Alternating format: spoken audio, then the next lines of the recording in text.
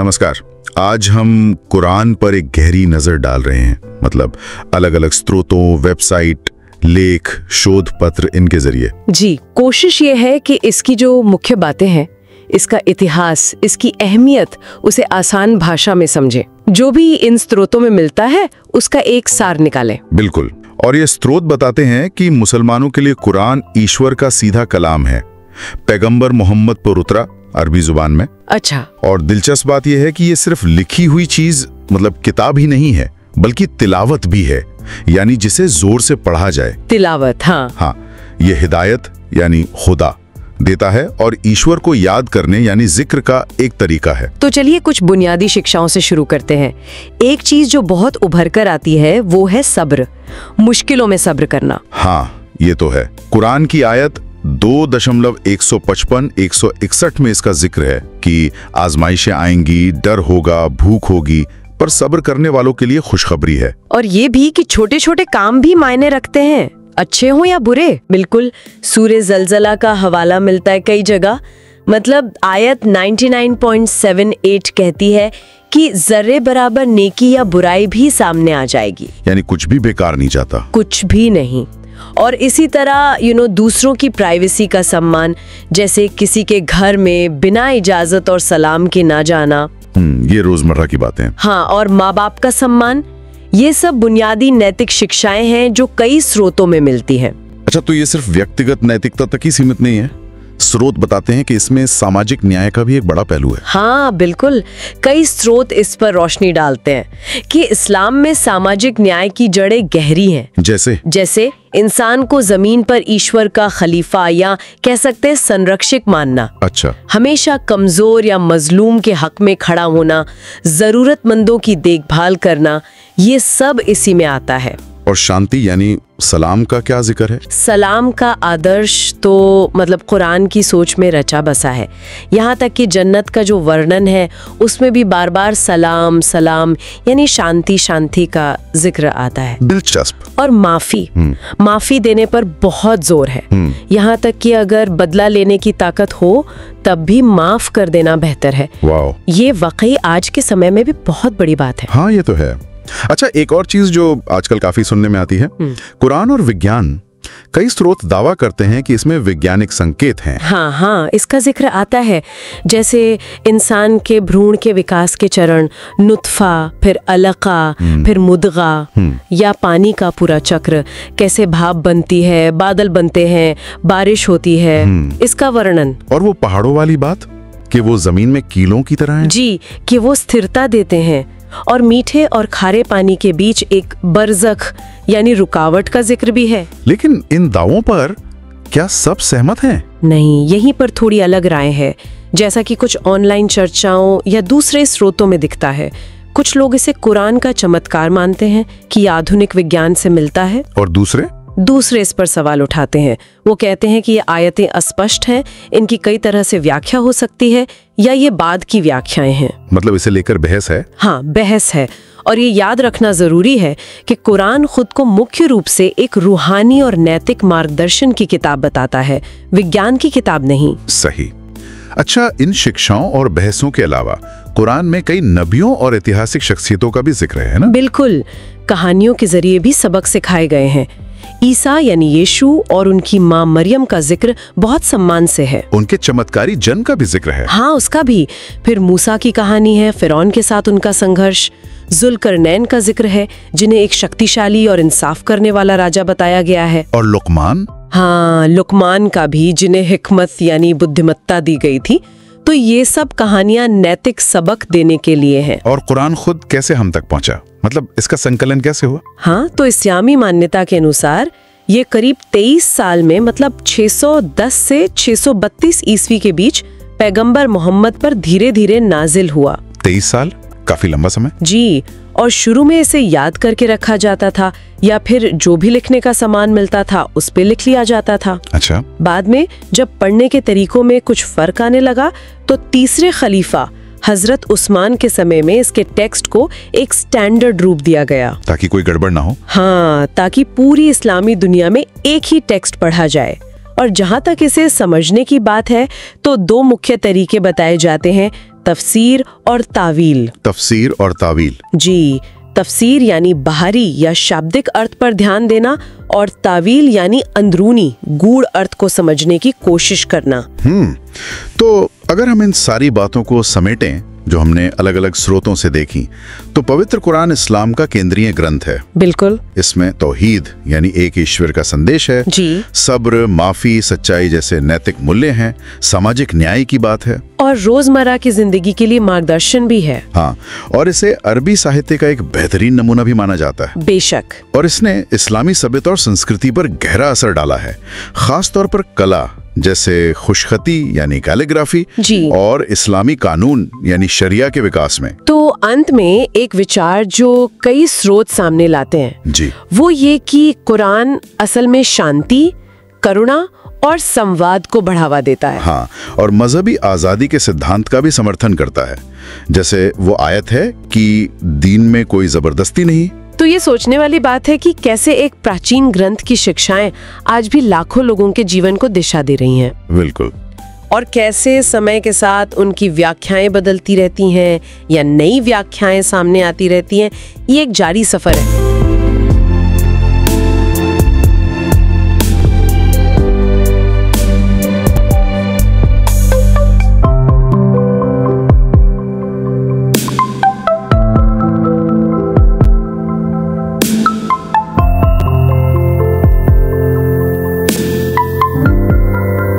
ਸਤਿ ਸ਼੍ਰੀ ਅਕਾਲ।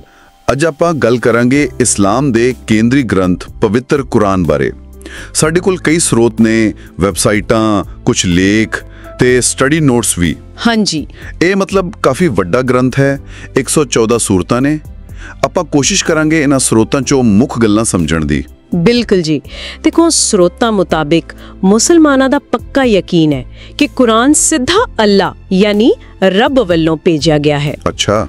ਇਹ ਪੈਗੰਬਰ ਮੁਹੰਮਦ ਤੇ ਤਕਰੀਬਨ 23 ਸਾਲਾਂ ਦੇ ਅਰਸੇ ਵਿੱਚ ਹੌਲੀ-ਹੌਲੀ ਨਾਜ਼ਿਲ ਹੋਇਆ। 23 ਸਾਲ ਲੰਬਾ ਸਮਾਂ ਜੀ। ਤੇ ਇਸ ਨੂੰ ਸਿਰਫ ਧਾਰਮਿਕ ਕਿਤਾਬ ਨਹੀਂ, ਸਗੋਂ ਪੂਰੀ ਇਨਸਾਨੀਅਤ ਲਈ ਇੱਕ ਕੀ ਕਹਿੰਦੇ ਨੇ ਮੁਕੰਮਲ ਹਿਦਾਇਤ ਮੰਨਿਆ ਜਾਂਦਾ ਹੈ। ਆਇਤ 2.185 ਇਸੇ ਵੱਲ ਇਸ਼ਾਰਾ ਕਰਦੀ ਹੈ। ਤੇ ਇਹ ਅਰਬੀ ਭਾਸ਼ਾ ਦਾ ਵੀ ਬਹੁਤ ਵੱਡਾ ਨਮੂਨਾ ਹੈ ਨਾ। ਹਾਂਜੀ ਹਾਂਜੀ, ਅਰਬੀ ਅਦਬ ਦਾ ਸ਼ਾਹਕਾਰ। ਬਿਲਕੁਲ। ਇੱਕ ਗੱਲ ਜਿਹੜੀ ਸਰੋਤਾਂ ਵਿੱਚ ਆਉਂਦੀ ਹੈ ਉਹ ਹੈ ਪਹਿਲੀ ਵਹੀ ਬਾਰੇ, मतलब पहला संदेश। जी, फरिश्ते जिब्राइल राही पैगंबर मुहम्मद तक पहुंचिया ते पैगंबर मुहम्मद नू उम्मी किया गया है। इसदा की मतलब है? स्रोत आम तौर पर अनपढ़ कहंदे ने। हाँ, ਇਹ ਆਮ ਅਰਥ ਹੈ, ਪਰ ਕੁਝ ਵਿਦਵਾਨ ਇਹ ਵੀ ਕਹਿੰਦੇ ਨੇ ਕਿ ਇਸ ਦਾ ਮਤਲਬ ਸ਼ਾਇਦ ਉਹ ਭਾਈਚਾਰਾ ਹੈ ਜਿਸ ਕੋਲ ਪਹਿਲਾਂ ਕੋਈ ਇਲਹਾਮੀ ਕਿਤਾਬ ਨਹੀਂ ਸੀ, मतलब गैर किताबी। अच्छा, ਇਹ ਇੱਕ ਵੱਖਰੀ ਵਿਆਖਿਆ ਹੈ। ਜੀ।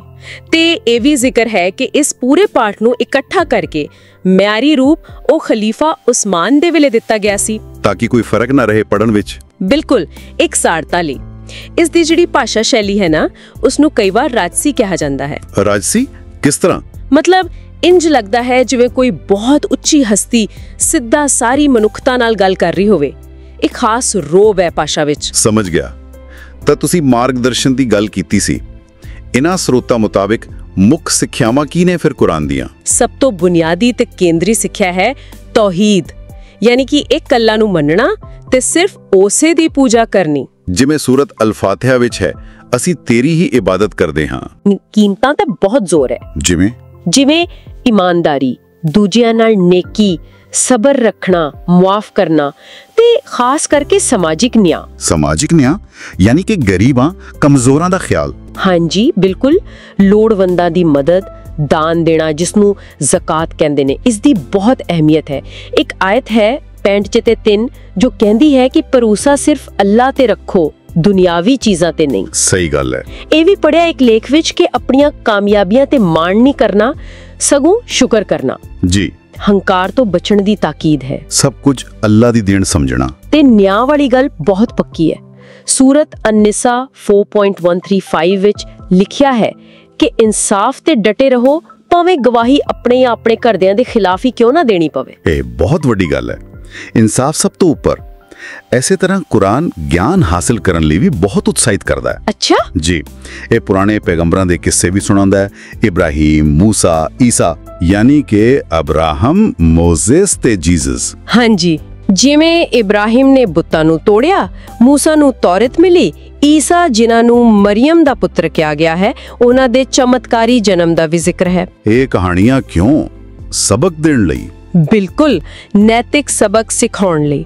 ਤੇ ਇਹ ਵੀ ਮੰਨਿਆ ਜਾਂਦਾ ਹੈ ਕਿ ਸੁਣਨ ਵਾਲੇ ਪਹਿਲੀਆਂ ਕਿਤਾਬਾਂ ਯਾਨੀ ਤੌਰਤ ਤੇ ਇੰਜੀਲ ਤੋਂ ਥੋੜਾ ਬਹੁਤ ਵਾਕਿਫ ਹੋਣਗੇ। ਕਈ ਸਰੋਤ ਕੁਦਰਤ ਦੇ ਵਰਣਨ ਦਾ ਵੀ ਜ਼ਿਕਰ ਕਰਦੇ ਨੇ, ਜਿਵੇਂ ਜਾਨਵਰਾਂ ਦੇ ਭਾਈਚਾਰੇ। ਹਾਂ, ਆਇਤ 6.38 ਵਿੱਚ ਹੈ ਕਿ ਜਾਨਵਰ ਤੇ ਪੰਛੀ ਵੀ ਤੁਹਾਡੇ ਵਾਂਗ ਹੀ ਉਮਤਾਂ, ਕੌਮਾਂ ਹਨ। ਤੇ ਸ਼ਹਿਦ ਦੀਆਂ ਮੱਖੀਆਂ ਬਾਰੇ, ਪਹਾੜਾਂ ਬਾਰੇ, ਪਾਣੀ ਬਾਰੇ। ਜੀ, ਜਿਵੇਂ ਸ਼ਹਿਦ ਬਣਾਉਣ ਵਾਲੀਆਂ ਮੱਖੀਆਂ ਦਾ ਮਾਦਾ ਹੋਣਾ, ਪਹਾੜਾਂ ਦਾ ਜ਼ਮੀਨ ਨੂੰ ਟਿਕਾ ਕੇ ਰੱਖਣਾ, ਮਿੱਠੇ ਤੇ ਖਾਰੇ ਪਾਣੀ ਦਾ ਮਿਲ ਕੇ ਵੀ ਵੱਖ ਰਹਿਣਾ ਤੇ ਮਾਂ ਦੇ ਪੇਟ ਵਿੱਚ ਬੱਚੇ ਦੇ ਵਧਣ ਦੇ ਪੜਾ। ਇਹਨਾਂ ਗੱਲਾਂ ਨੂੰ ਸਰੋਤ ਕਿਸ ਨਜ਼ਰੀਏ ਨਾਲ ਦੇਖਦੇ ਹਨ? ਵਿਗਿਆਨਿਕ, ਚਮਤਕਾਰ? ਇਹਨਾਂ ਦਾ ਜ਼ਿਕਰ ਅਕਸਰ ਇਜਾਜ਼ ਦੇ ਸਬੂਤ ਵਜੋਂ ਹੁੰਦਾ ਹੈ। ਇਜਾਜ਼ ਮਤਲਬ ਕੁਰਾਨ ਦੀ ਉਹ ਖਾਸੀਅਤ ਕਿ ਇਸ ਵਰਗਾ ਕਲਾਮ ਕੋਈ ਇਨਸਾਨ ਨਹੀਂ ਬਣਾ ਸਕਦਾ।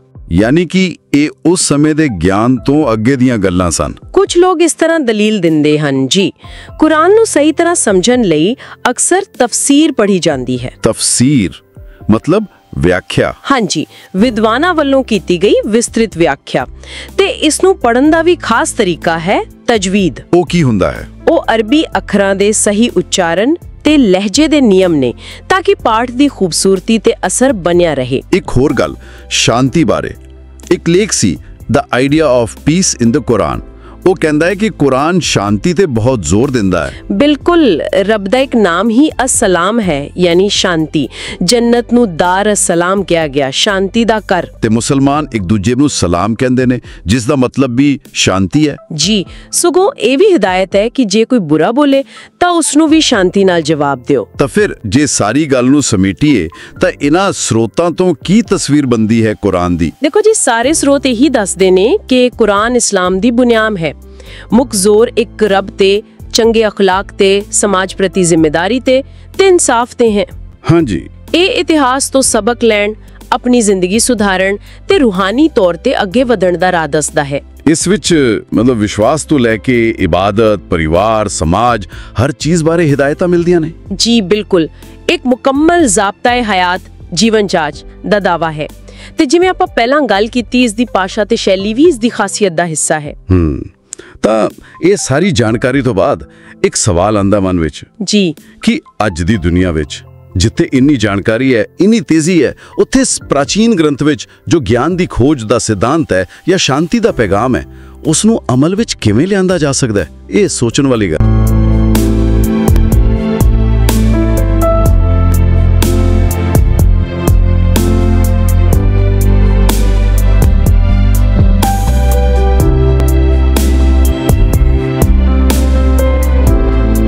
खुशामदीद। आज हम कुरान पाक पर एक गहरी नज़र डाल रहे हैं। जी, हमारे पास मुख्तलिफ ज़राए हैं, कुछ मज़ामीन, नोट्स, तहकीक, और हमारा मकसद है कि इन सब में से अहम नुकात निकालें। बिल्कुल। तो कुरान क्या है और इसकी बुनियादी तालीमात क्या हैं जिन पर ये ज़राए रोशनी डाल रहे हैं? देखें, कुरान जो है वो इस्लाम का मरकजी सहीफा है। जी, मुसलमान इसे अल्लाह का हतमी कलाम मानते हैं। हतमी कलाम, जी, तो हमारे ज़राए उसकी तारीख, इसकी साख्त, जो अहम पैगामात हैं और रोज़मर्रा ज़िंदगी में उसका क्या किरदार है, उन सब का अहाता करते हैं। ये सिर्फ एक किताब नहीं बल्कि एक तरह से जिंदा हिदायत है। ये बात दिलचस्प है जो आपने कही, जिंदा हिदायत। अच्छा, एक और दिलचस्प बात जो ज़राए बताते हैं वो खुद लफ्ज़ कुरान के बारे में है। अच्छा, क्या बताते हैं? कि ये अरबी फ़ेल करा से निकला है, जिसका मतलब है पढ़ना या तिलावत करना, और ये लफ्ज़ मतन में कोई 70 बार आया है। जी हाँ, ये बहुत अहम नुक्ता है।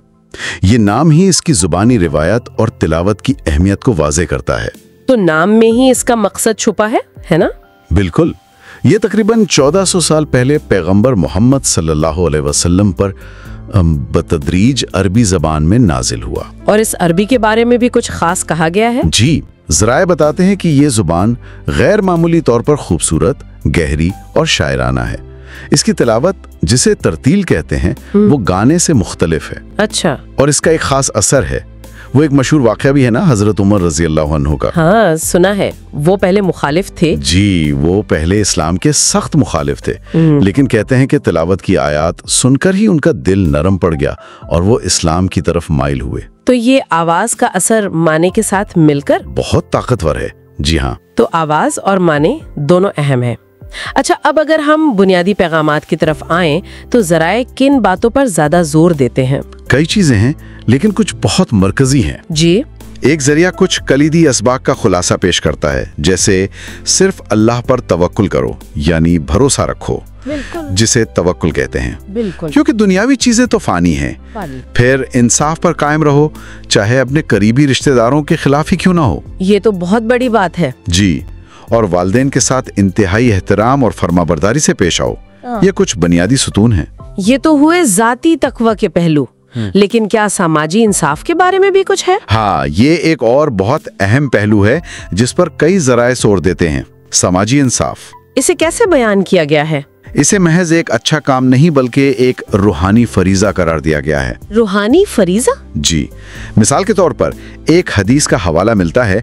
हदीस यानी पैगंबर मोहम्मद सल्लल्लाहु अलैहि वसल्लम के अक़वाल और अफ़ाल का रिकॉर्ड। जी हाँ। जिसमें कहा गया है कि किसी भूखे को खाना खिलाना गोया अल्लाह को खाना खिलाना है। सुभान अल्लाह, ये तो बहुत गहरी बात है। बिल्कुल, ये जिम्मेदारी का एहसास दिलाती है। क्या ज़राए इसकी कोई अमली मिसालें भी देते हैं कि तारीख में कैसे हुआ? हाँ, देते हैं। ज़राए हजरत उमर बिन खत्ताब के दौरे खिलाफत की पॉलिसियों का जिक्र करते हैं। अच्छा, जैसे माओं के लिए वज़ाइफ का निज़ाम कायम करना। मकसद सिर्फ इनफरादी खैरात नहीं था, बल्कि एक ऐसा निज़ाम बनाना था जो कमज़ोरों की मुस्तकिल मदद कर सके, यानी एक सिस्टम बनाना। जी, एक सिस्टम। तो पैगाम यह है कि इबादत सिर्फ नमाज रोजे तक महदूद नहीं है, इसमें दूसरों की फाल देखभाल और माशरती नाइंसाफियों को दूर करना भी शामिल है। तो ये तौहीद यानी अल्लाह की वहदानियत के तसव्वुर का अमली इजहार हुआ। बिल्कुल सही। अल्लाह की इबादत में उसकी मखलूक की खिदमत भी शामिल है। ये बात वाकई बहुत अहम है कि ज़ाती ईमान और इज्तिमाई अमल साथ साथ चलते हैं। अच्छा, ज़राए में कुछ कहानियों का भी जिक्र है जो सिर्फ अंबिया के बारे में नहीं है, जैसे खिज़्र, लुक़मान और ज़ुल्क़रनैन। जी हाँ, इन शख्सियात का भी तस्करा है। इन कहानियों का क्या मकसद बताया गया है? देखें, ये कहानियाँ और अंबिया के किस्से, जैसे हज़रत इब्राहीम अलैहिस्सलाम का किस्सा, ये सब मिलकर मुसलमानों के लिए अखलाकी और रूहानी मिसालें कायम करती हैं। कैसे? जैसे खिज़्र की कहानी है, वो बातिनी इल्म और अल्लाह के मंसूबों पर भरोसे पर जोर देती है। लुक़मान हिकमत और दानाई की मिसाल है। अच्छा। और ज़ुल्क़रनैन एक आदिल हुक्मरान की तस्वीर पेश करते हैं। तो ये किस्से आजिज़ी, हिकमत, अल्लाह पर गैर मुतज़िलज़िल यकीन ऐसे औसाफ पैदा करने में मदद देते हैं। और इन कहानियों और तालीमात का इतलाक कैसे होता है? ज़राए इस्लामी कानून यानी शरीयत का भी जिक्र करते हैं। जी हाँ, कुरान शरीयत का बुनियादी माखज़ है। इसमें इबादात के बुनियादी उसूल बयान किए गए हैं, जैसे नमाज कायम करना, रमज़ान में रोज़े रखना। ठीक। ताहम ज़राए ये भी वाज़े करते हैं कि इन उसूलों की तशरीह और इतलाक में तनव्वुर पाया जाता है, यानी इख्तिलाफ राय। जी, इख्तिलाफ राय। मिसाल के तौर पर रोज़ाना नमाजों की तादाद की तफसीलात क्या हैं, या ख़वातीन के लिबास यानी हिजाब की नौइयत क्या हो, इन जैसे मामलात पर मुख्तलिफ मकातिब फ़िक्र में मुख्तलिफ आ रहे हैं। तो ये जाहिर करता है कि मतन की तशरीह एक मुसलसल अमल है। बिल्कुल, ये कोई जामिद चीज़ नहीं है। अच्छा, तशरीह की बात चली है तो ज़राए में सलाम यानी अमन के तसव्वुर का भी जिक्र मिलता है। जी, ये एक बहुत मरकजी तसव्वुर है। इसे कैसे बयान किया गया है? एक जरिया बताता है कि अल्लाह का एक नाम सलाम है, यानी अमन का सरचश्मा। जन्नत को दारुस्सलाम कहा गया है, यानी अमन का घर। और मुसलमानों का आपस में सलाम करना, वो भी अमन और सलामती की दुआ है। ज़राए ये भी बताते हैं कि ये सलामती सिर्फ आपस के लिए नहीं, बल्कि मुखालिफिन के लिए भी एक रवैया के तौर पर तजवीज़ की गई है। ये तो अमन का एक बहुत जामे तस्वुर लगता है। यकीनन। और यहीं तशरीह की अहमियत फिर सामने आती है। देखें, मतन के ज़ाहिरी माने भी होते हैं और बातनी माने भी। बातनी माने? जी, खास तौर पर सूफी रिवायात में इस पर बहुत जोर दिया जाता है। वो मतन की गहराई में उतरकर इसके रूहानी पहलुओं को समझने की कोशिश करते हैं। तो कुरान को समझना एक, आप कह लें, कसीरुल जहती अमल है। तो अगर हम इन तमाम नुकात को समेटें तो खुलासा क्या बनता है? हमारे ज़राए कुरान को कैसे पेश करते हैं? खुलासा यह है कि कुरान खुद को अरबी ज़बान में नाजिल होने वाली इल्हामी हिदायत के तौर पर पेश करता है। ये तौहीद यानी अल्लाह की वादानियत, इंसाफ, हमदर्दी, समाजी जिम्मेदारी और ज़ाती तक़वा पर जोर देता है। अपनी कहानियों, कवानीन और रूहानी तसव्वुरात के जरिए। जी बिल्कुल, ये एक ऐसा मतन है जिसकी कई परतें हैं और जिसकी तशरीहात मुख्तलिफ रिवायात में मुख्तलिफ तरीक़ों से की गई हैं। और ये तशरीहात फिर कानून, इबादत और दुनिया भर के करोड़ों मुसलमानों की रोज़मर्रा ज़िंदगी पर गहरा असर डालती हैं। यकीनन। और वो जो बात थी मजलूमों के साथ खड़े होने की और ज़रूरतमंदों की देखभाल की पुकार, जी, वो उसके पैगाम का एक लाजमी और मरकजी हिस्सा है। ये महज एक तारीखी दस्तावेज नहीं, बल्कि एक जिंदा रहनुमा है जिससे लोग आज भी रहनुमाई हासिल करते हैं।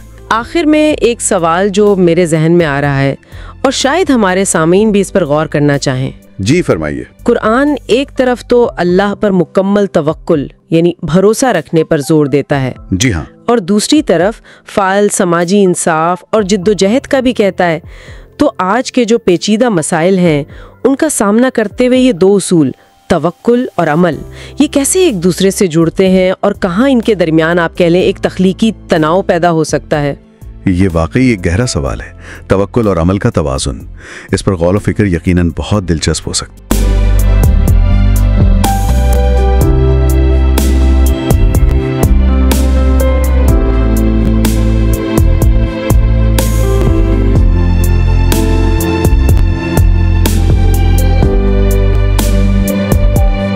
Welcome to our deep dive. We take a whole stack of sources and pull out the key knowledge you need.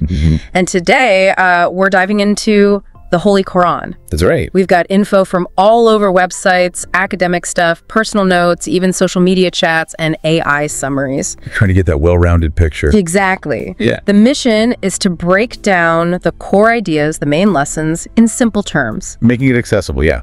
For everyone, really, whatever your background. So let's start there. What is the Quran, fundamentally?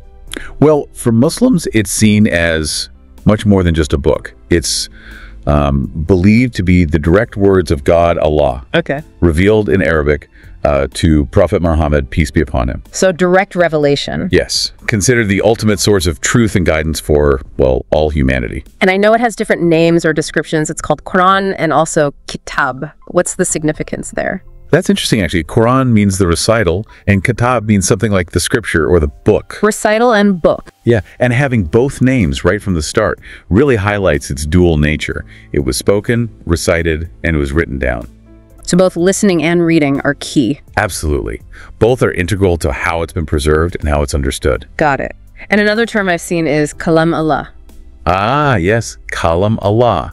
That literally translates to the speech of God. The speech of God. And that term really underlines the belief that these are the direct, uncreated words of God. It gives it the highest authority. And how do the Prophet's teachings fit in? The Prophet's teachings and actions, the Sunnah, they clarify and provide the practical context for applying the Quran's principles. Okay, so the Quran is the source, and the Prophet shows how to live it. You could say that, yes. It's the ultimate guide. And what about Dik and Huda? Those point more to its purpose. Exactly. Dhikr means remembrance. So the Quran helps you keep God in mind constantly. A reminder. Right. And Huda means guidance. It's seen as the guide for the right path in, well, everything. Personal life, community life. A way to connect and navigate. Precisely. Now, the original is in Arabic, but many people encounter it through translations. Yes, and that's crucial for its global reach. It's been translated into, gosh, countless languages. People can understand the meaning. Right. While the Arabic is considered the sacred text itself, the translations aim to bring that meaning and guidance to people everywhere. Allows for that personal connection in different cultures. Definitely. Okay, let's talk about how it actually came about. The revelation process and how it was preserved. It wasn't just handed down as one book, was it? No, not at all. The revelation happened gradually over about 23 years of Prophet Muhammad's life. 3 years. And initially, preserving it heavily relied on memory. People memorized the verses as they were revealed. The prophet himself, his companions. So oral tradition was huge at the start. Absolutely central. But writing also happened alongside that. Fragments were written down on, whatever materials were available. What kind of material? Oh, things like parchment, flat stones, palm leaves, even shoulder blades of camels sometimes. Whatever could be used to jot things down. Right. And I read the early Arabic script itself was different, less detailed than today. That's a really important point, yes. Yeah. The early script, called Razm, was quite basic. It lacked the dots, the diacritics that distinguished some consonants, Okay. and it didn't have the vowel marks either. So how did people know exactly how to pronounce things? Well, it meant pronunciation could sometimes be ambiguous just from the script alone. You really relied on the oral transmission, the memorization, and knowing the language well. The written form was almost like a memory aid. So the spoken word was critical for accuracy. Critically important, yes. The fully marked script we see today, the scripta plena, with all the dots and vowels that was perfected later, When was that? mostly around the mid-9th century. That standardization was key for consistent reading and recitation across the growing Muslim world. Makes sense. And before printing, just the act of copying the Quran by hand was significant. Oh, hugely significant. Yeah. During the manuscript era, transcribing the Quran was seen as a deeply pious act. It was believed to bring blessings. And often beautifully done, right? Calligraphy. Absolutely. Incredible works of art reflecting that deep reverence for the text. Okay, let's shift to the core teachings. The absolute foundation seems to be monotheism or tawhid. Yes, Tawhid, Go. oneness of God. Yeah. It's truly the cornerstone. More than just believing in one God. Oh, yes. It's a profound affirmation of God's absolute unity. It means dedicating all worship only to Allah, rejecting any partners or anything else. Right. It shapes the entire way you see the world, according to the Quran. And this connects to the prophets. The Quran talks about many prophets, not just Muhammad. It does. It speaks of a whole line of prophets sent by God throughout history. Belief in all of them is part of the faith. Okay. And their stories often highlight key virtues like humility, wisdom, what's called hikmah, and deep trust in God. Any examples mentioned? Sure, figures like Khidr, Luqman, Dhul Qarnayn. Their stories illustrate different aspects of guidance. And Muhammad is seen as the last one. Yes, Prophet Muhammad is considered the final messenger in that chain, bringing the completed and final revelation for humanity. What about the afterlife? What does the Quran teach there? The afterlife and accountability are major themes.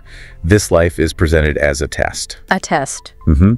And our actions, our choices here, they have consequences. There's a day of judgment where God assesses everyone, Leading to... leading to either reward in paradise for the righteous or punishment in hell for those who transgressed.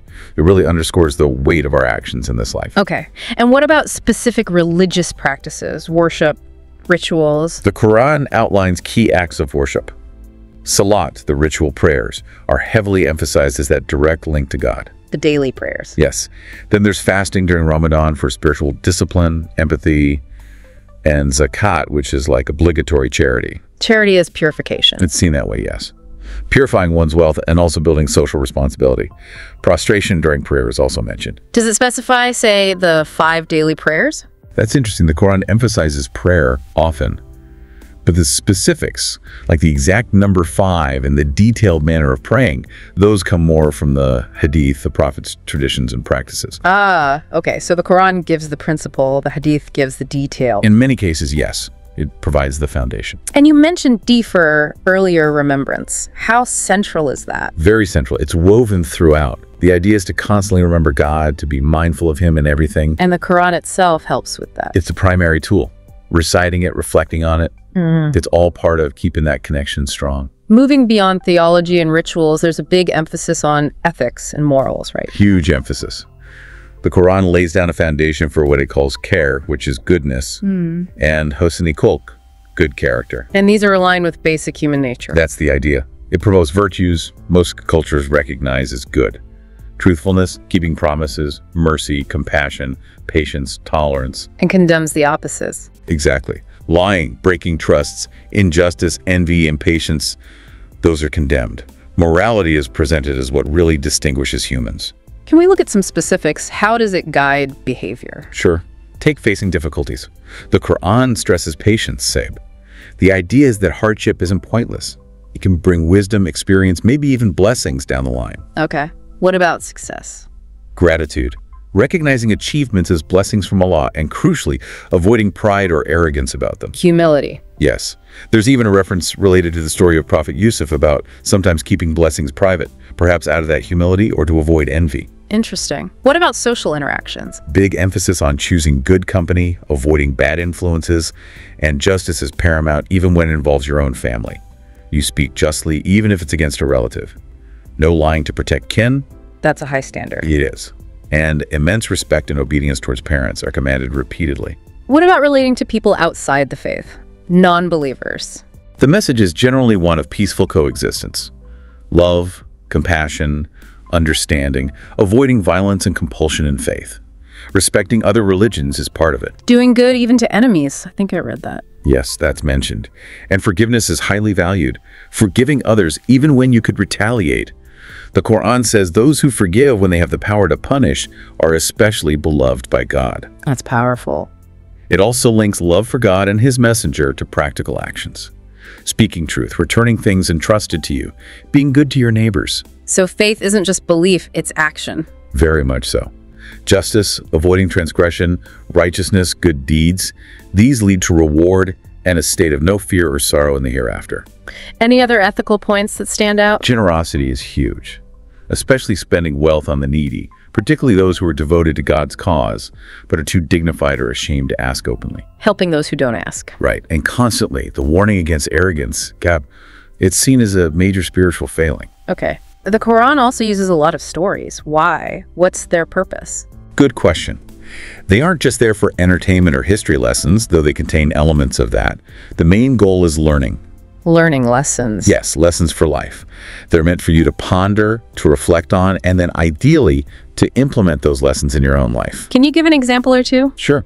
Think of the story of Prophet Solomon and Bilquis, the Queen of Sheba. Okay. It's often interpreted as showing the importance of recognizing God's ultimate power and submitting to Him, even when you possess great worldly power yourself, like they both did. Submission despite power. Exactly. Or the story of the people of Saba. They had immense blessings, but they denied God's graces, became ungrateful, and it led to their downfall. A cautionary tale. What about the people of the cave? Ashab al-Kahf? Yes, a fascinating story, often seen as demonstrating God's power over time, life, death, and resurrection. A testament to faith enduring against odds. And Luqman. You mentioned him earlier. Luqman the Wise.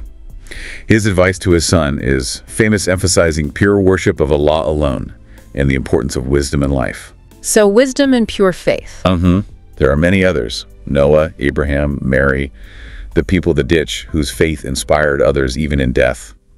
Each story carries layers of meaning.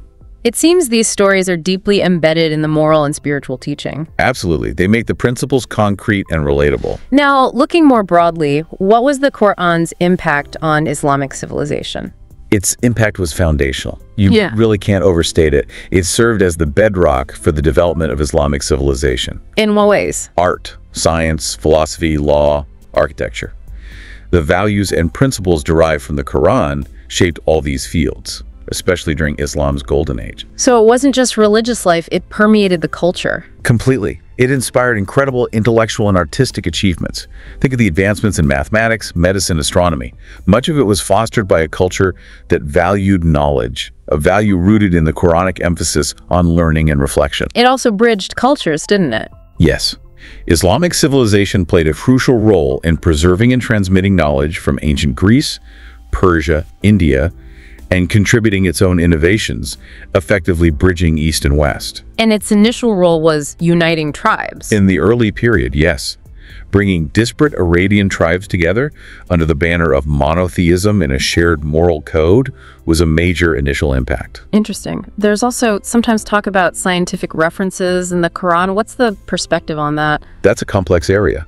Some readers find passages they believe align remarkably with modern scientific discoveries. Right, what? Things related to the origin of the universe, like the Big Bang concept, embryology stages, the water cycle, the existence of a barrier between fresh and salt water, even things about animal communities like ants or bees. And these are seen as miracles? Some believers interpret them that way, yes, as evidence of divine knowledge. It's worth noting the Quran itself doesn't label these specific things as miracles in that sense. And there's also, some skepticism. Some scholars argue these are interpretations made after the scientific discoveries, reading modern science back into the text. So it's an area of interpretation and sometimes debate. Definitely. It's viewed differently by different people. Okay. Lastly, how is the Quran actually used or practiced in daily life by Muslims? Well, engaging with the Quran is really multifaceted. Recitation, called tilawa, is very important. Just reading the words? Reading them beautifully often. There's a science of proper pronunciation called tajwid, Okay. but it goes much deeper than just recitation. There's huge emphasis on tadabbur. Tadabbur. Yes, it means reflecting deeply on the verses, pondering their meanings, understanding the context, thinking about how they apply to your life today. So understanding and application. Exactly. The ultimate goal is to actually act upon its commands and guidance, to live by it. Is it also used for, say, healing? Yes. Many Muslims seek spiritual healing and blessings through reciting or listening to the Quran. And there's a strong warning within the tradition against learning it and then forgetting it or neglecting its teachings. So it's meant to be a living, active guide. That's the ideal, yes. A constant companion and source of guidance throughout life. This has been really illuminating. If you were to sum it up, the Quran presents itself as this comprehensive guide. Right. Emphasizing God's oneness, first and foremost. And then a strong ethical code, social justice, personal reflection. Encouraging a life of purpose, gratitude, submission to God's will, but also valuing reason and understanding. It's quite holistic. Absolutely. It really makes you think.